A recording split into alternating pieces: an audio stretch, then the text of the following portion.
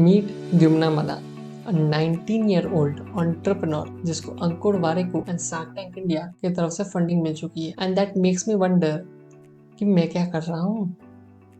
And so today we will be diving how she is building her startup, what inspired her, and much more. I watch all the channels who made a podcast with her, and मैं दावे से कह सकता हूँ मेरा सबसे best है क्योंकि मैंने कुछ भी बकवास नहीं किया है and asked the most logical questions. By the way, this podcast was recorded on 24th September. Oh, hell no, man. What the fuck, man? I don't know ये इतना लेट कैसे हो गया, but yeah. So if you want great content at great speed, subscribe. So hello everyone, we have here Dyumna and so how are you, Dyumna? I'm great, man. How are you? Yeah, I'm doing also great. So shall we begin? Yeah, of Yeah. course.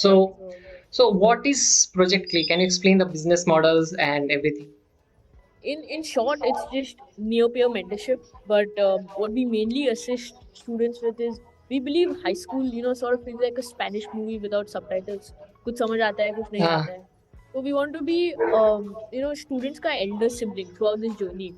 Whether that's they're applying to colleges abroad, right? That is such a difficult process. Scholarships, essays, grades, all of that. So if you want to go to Harvard, we'll connect you with a student at Harvard. That will help you through the entire process.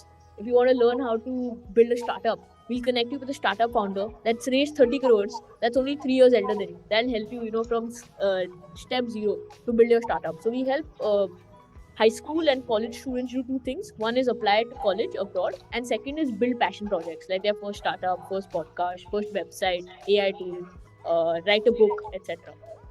Okay. So what inspired you to start this journey? Yes, so I started this when I was 15. I was looking at summer programs. They were too expensive, so I made my own. And we ran that for 3 years. 5,000 students from around the world took our programs. And then I took a gap year to monetize it. But when I took that gap year, I realized people don't want to pay for summer programs. So I talked to a bunch of students and parents, and they said, "Yeah, college counseling, college applications are very hard for abroad. You need your extracurriculars, and there are so many things you need. LORs, मतलब you need to ज़मीन आसमान एक करना पड़ता है बस apply करने के." Yeah. So they expressed strong desire for help there, and we also saw that when we were applying, traditional counseling just sucks.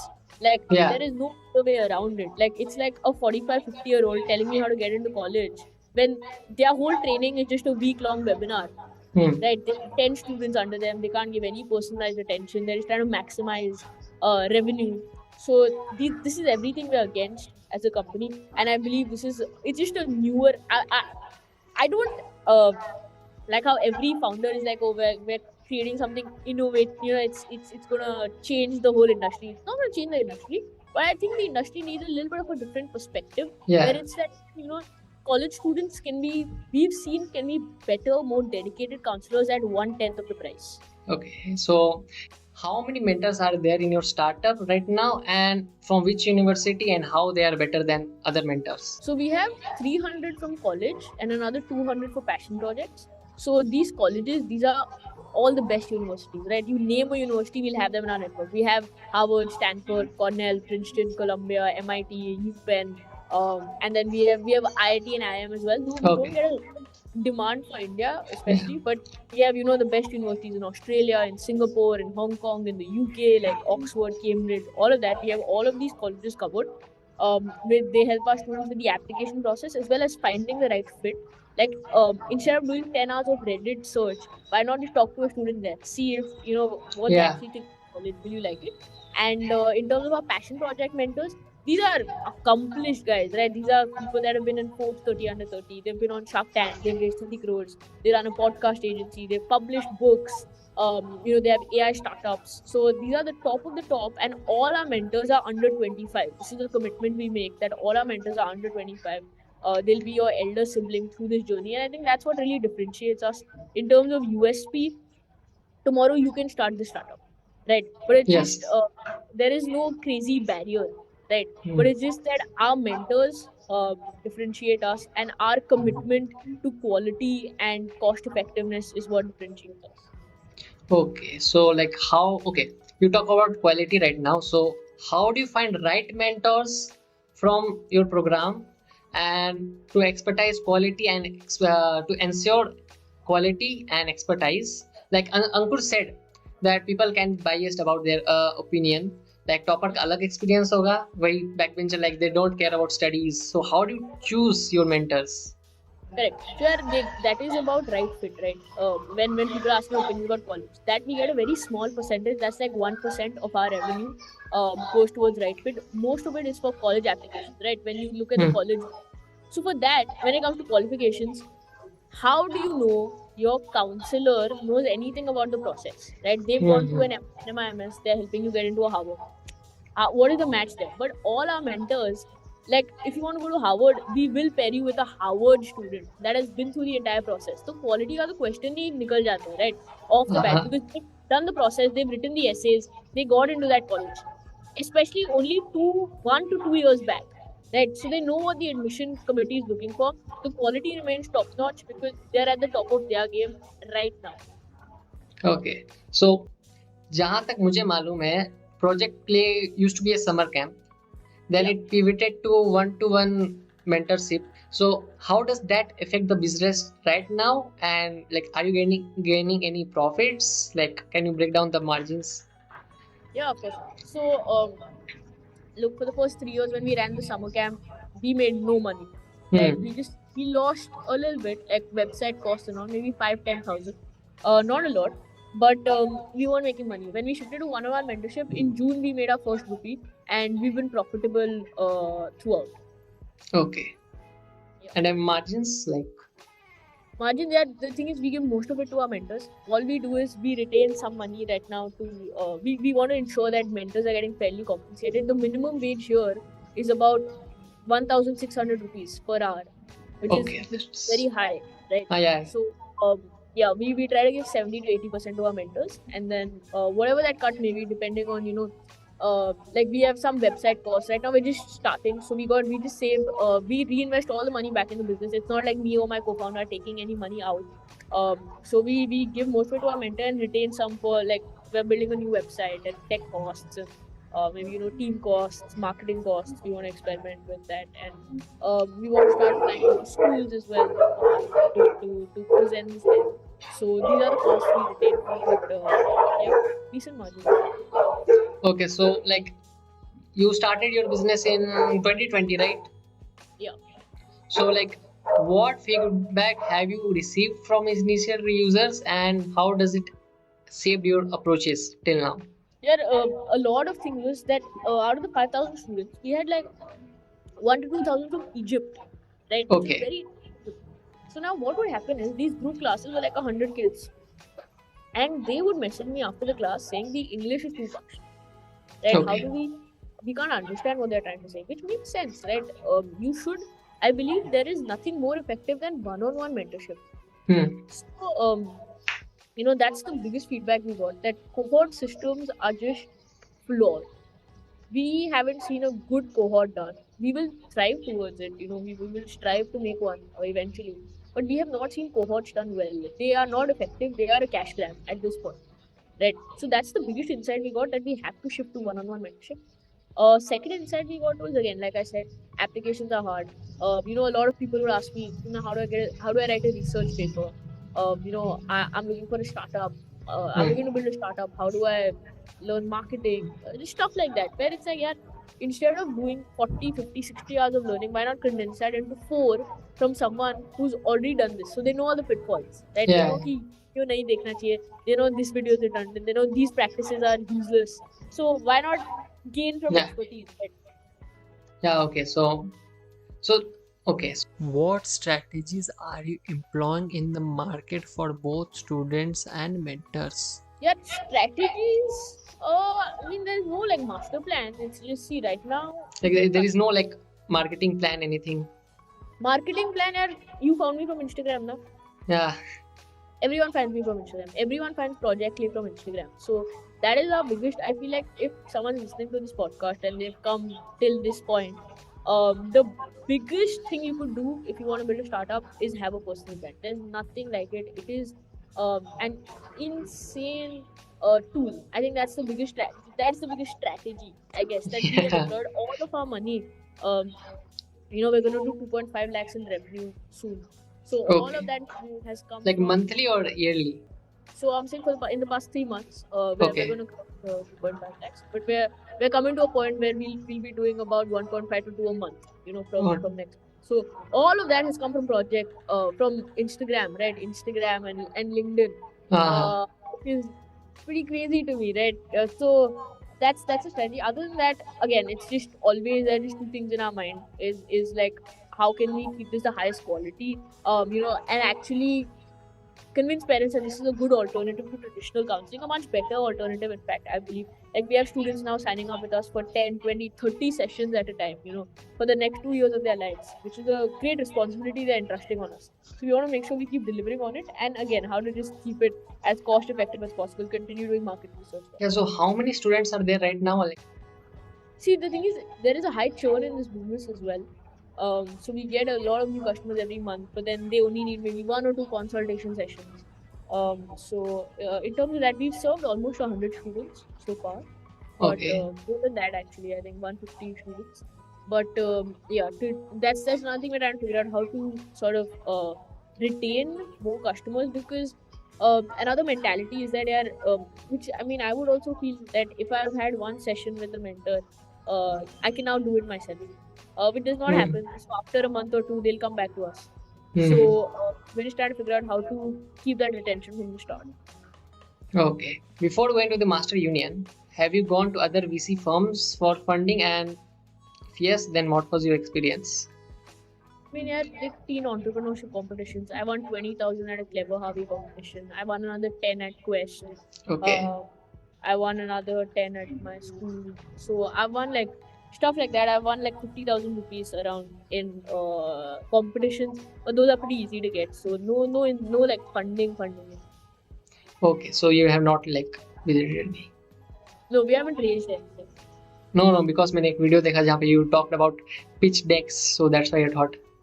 Yeah, I mean, we've pitched, we've made our decks, right? Like, because that's to show for competitions, Uh-huh. for school. You should just have a pitch deck. Another thing is, this pitch deck is a great exercise. Like, we recently got through to Nikhil Kamat's like top 3% of his cohort. So for that, we had to make a whole data room, which is like 70 rows of just information that you have to fill out. So Yeah. that is a very helpful exercise as a founder, because that teaches you so much about your own company, because you really have to think about your ICP and your CAC and Hmm. whatever it is, right? All those terms that you should know. So that's why having a pitch deck, like we had that, we kept refining it to make sure we understand the mission and the vision of the company as well. Oh, damn. So in Master Union, you got funding of 2.5 lakh.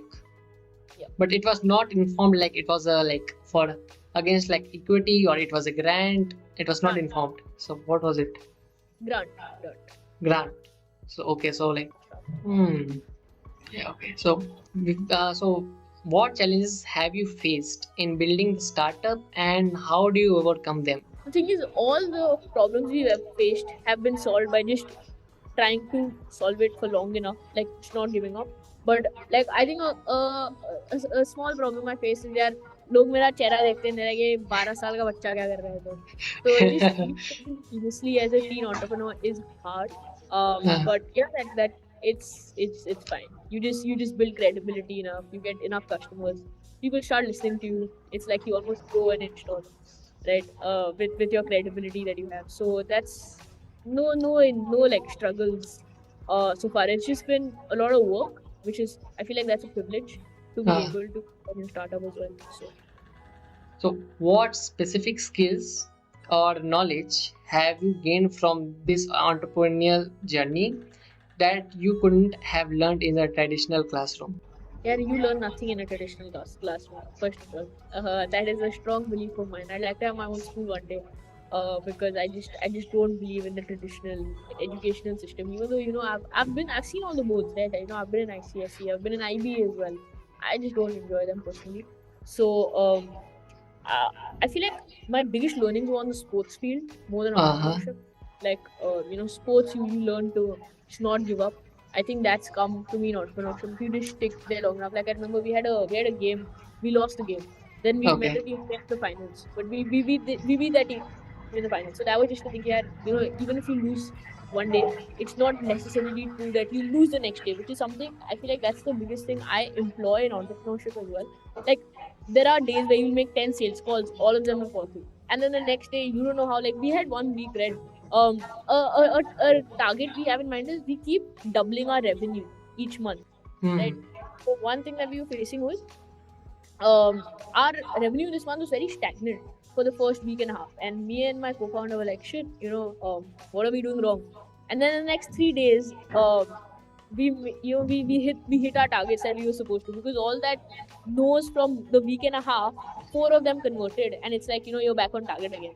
If you throw enough darts, I guess, and a bad day just doesn't last. Like it will be another day tomorrow, and then there'll be another day, and then another day. One of them has to be good, like just possibility, right? And just knowing that nothing good really lasts. That if you're having a good run, it will end. Nothing bad really lasts if you're having a bad run again. It will end. It has to. So other than that, entrepreneurship. One more thing it's taught me is that usually if you aim higher, you just get better results. Like this is something I learned while working at a startup rather than my own. Which one? Blue Learn. So I worked there, and we used to call colleges for partnerships. Now the thing is, we would call tier 2, tier 3 universities because we thought they'd be more interested. We were like, shit, we can't call the IIM and the NMIMS, IEST and all of that, right? DU, nothing. So we used to call these tier 2, tier 3. And one day we were like, fuck it, let's call DU, let's call IIM. They responded, and they actually partnered with us. Those were our first partners. So that was the biggest lesson I learned, that people, you should just shoot your shot, bro. Like if they say no, they say no, but at least you're not wondering, or you're not self-rejecting. I feel like that's another thing. So those are the main things. And last thing, the marketing really was an insane lesson for me. Just if you put yourself out there, you have to put yourself out there for people to find you. People might be looking for your service, they just don't know you exist. So keep selling, sort of in a sense, be a very shameless salesman, and the sales, they'll come, they'll just come. Oh damn! So in the beginning you said like classroom में कुछ भी नहीं सीखते हैं. So right now you are in USA, sitting on the campus. What you are learning anyways? See, I am taking economics, but I am. Okay. If you ask me what I've learned, nothing in the class. There's this club. The people are insane, right? Like I have a classmate that works with Merck, Lamborghini, the top car brands for their marketing, and he makes them 2 crores a month. Right? His company already has an acquisition offer. Then I'm a part of this club. It's called Rev, right? It's just 30 of us come together and we build on the weekends. We sit for 3 hours together. We just work on our startups, right? Such insane people, people that could really help me boost my startup as well. Just the stories, and it really goes to show me like there is no limit. Like people here, I have classes for like 2-3 hours a day. Right? The rest people are just exploring their interests and building startups, going and talking to founders, which is great. I think I really like the environment here because it's more like classroom में बैठो, फिर जाके homework करो, but you have the time to explore. It's not you're stuck in the class. Like it's not an 8 to 5 here. Right, which is very good. That's why I'd say US is not traditional though. I India traditional learning at this point, where I would not want to be in a college in India. That was my why? What are the difference? Yeah, India में 8 to 5 you're sitting in a classroom. US में like today I have only 3 hours of class. Right, that also out of 4 of my classes, 2 are not compulsory to attend. You can just see Zoom meetings. Right. Okay. So it's a completely different atmosphere. There are 600 clubs on campus. Which campus in India has 600 clubs? Like there is a cheese club. Like bro, there is a cheese club, wine club, racing club. It's 600. So you can just think that there are all sorts of clubs. Right? You can explore any of your interests. So I'm in like 3 entrepreneurship clubs. I'm in the film club. I'm in there's martial arts. There's sports. There's so much. I think those are the main differences. Where in India it's still more academic. Focus, but I think that's changing with time. It's just going to take a little bit of time. Oh damn! No, you said no. Call calls करते हैं, cold calls करते हैं, and then nobody pick ups in a day. Correct. I totally relate that. I sent 10 or 20 emails per day, or sometimes I get like no one's reply, but some of them like you replies, and I get like, oh my god. हाँ भाई वो ऐसे लगता भी है ना कि कभी कभी हाँ, है ना तो you start doing sales calls. जितने 10 15 20 60 नो मिलेंगे ना सब you'll come back on earth कि हाँ भाई अभी बहुत हाँ. Say, because you said earlier that you worked in a startup, Yeah. Blue Learn. So how was that experience, and what that helps you? Yeah, I worked at a lot of startups. When I was 14, 15, I was confused about what career I wanted to take. So I did like 8 internships. You know, I worked at very different places. Like I tutored, I edited, I worked at a design, it was a design coaching center. You know, I did social media for them. So it was, and that was there. Then I worked at Blue Learn and Early Steps Academy. And the thing is, at Early Steps Academy, they were working with children. So there, it was 9 to 13, 15. So there I realized that this is also a fast growing market in India where people want to, you know, make sure their kids are equipped because everything just keeps getting more competitive. Right? So I got a lot of industry insights for sure. Like, and then working at Blue Learn, yeah, Blue Learn taught me everything. I owe, you know, so much to Blue Learn because that was the first proper startup I worked at. So I learned how a team operates, how a founder should operate, pivoting the business, pricing, you know, naming your company. They were truly my elder siblings there, you know, Okay. who taught me everything I know about a startup, and I owe anything I know. I owe to them. It is sad that they shut down recently, but I'm sure all the teammates, you know, everyone there is going to go on to build great and even more massive things. So, yeah, from there it's not like I couldn't point out one thing I learned. I feel like everything I'm doing at Project Lake is a product of stuff I learned at Blue Learn. Till now, how many students you have consulted? And like in summer program, you said 5,000 plus something. Yeah. Summer camp, everything. If you add everything, how much? Everything will be around. I'd say like summer program was 5,000, and then right now in this we've just started. It's been 3 months, so we've done like 100, 150 kids. So I mean numbers are low, but it's also it's a paid service. So we're hoping to reach that 5,000 mark here also in the next year or two. But yeah, around like you can say 5,001, 5,200, and our content has reached a lot of people. So we're helping as well.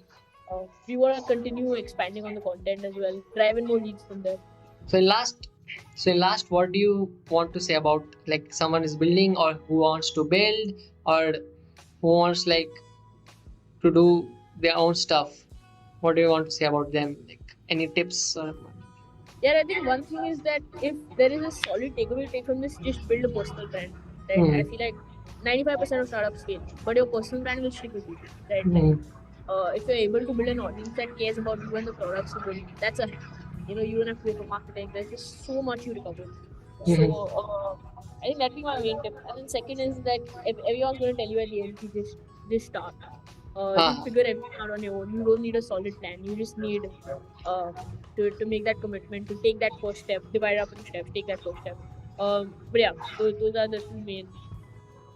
Okay, so yeah, so thank you for that, and thank you for the podcast, and I am very glad you came to my podcast. Like I think I have disturbed you a lot. No, that's fine. I respect the hustle.